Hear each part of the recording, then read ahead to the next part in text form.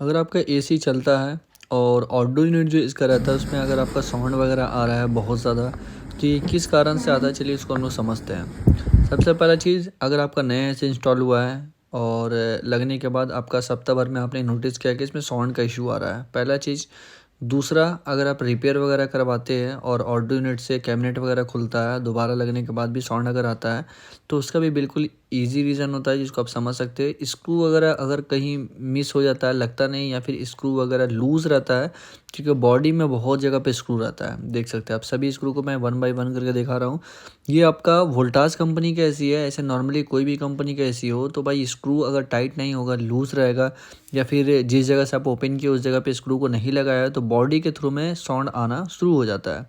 तो स्क्रू को टाइट वगैरह कर दो, या फिर जिस जगह पे नहीं उसे लगा दोगे तो आपका साउंड ईजी वे में ख़त्म हो जाएगा। देख सकते हैं ये वोल्टास के एसी में कहाँ कहाँ पे स्क्रू रहता है। ये जाली में भी रहता है फ़ैन का, तो ताकि इसको अच्छे तरीके से टाइट किया जाए। ये लूज़ अगर रहेगा तो इसमें साउंड आएगा।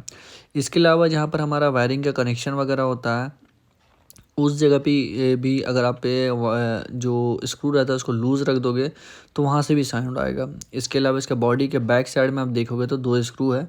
यहाँ पर भी ओपन करने के बाद अगर नहीं लगता तो भाई साउंड का इशू आपका आएगा। ये कुछ जगह जो कारण है जिसको आप ध्यान दोगे तो आपको समझ में आएगा इसके वजह से साउंड आता है।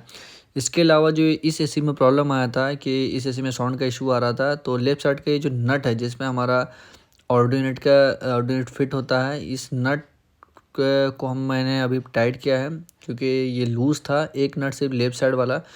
इसके वजह से बहुत ज़्यादा साउंड पता चल रहा था। और राइट में जो ये नट है आगे पीछे, और आपका ये बैक साइड से पीछे वाला, ये मेनली इसमें प्रॉब्लम है, ये लूज़ है। तो इसको हम लोग टाइट कर देंगे प्रॉपर तरीके से। टाइट करने के बाद इसको आगे पीछे करके देखेंगे तो ये ज़रा सा भी अगर मूवमेंट नहीं कर रहा है तो भाई प्रॉपर तरीके से ये टाइट है। और कोई भी नट को इंस्टॉलेशन करने के द्वारा अगर आप इसको टाइट करते हैं तो अच्छा से अच्छा टाइट करें आप, ताकि लूज़ वगैरह का इशू नहीं है। कोई भी नट, कोई भी स्क्रू या फिर स्टैंड वगैरह का नट ओपन रहेगा, लूज़ रहेगा तो साउंड का इशू आता है। तो आप चाहते हैं अगर साउंड वगैरह नहीं है तो इस चीज़ को माइंड में रख कर के सारा स्क्रू वगैरह को, नट को टाइट करना है, ताकि कोई तरह का साउंड वगैरह पता नहीं चले और आपका आउटडोर यूनिट बहुत स्मूथ चले।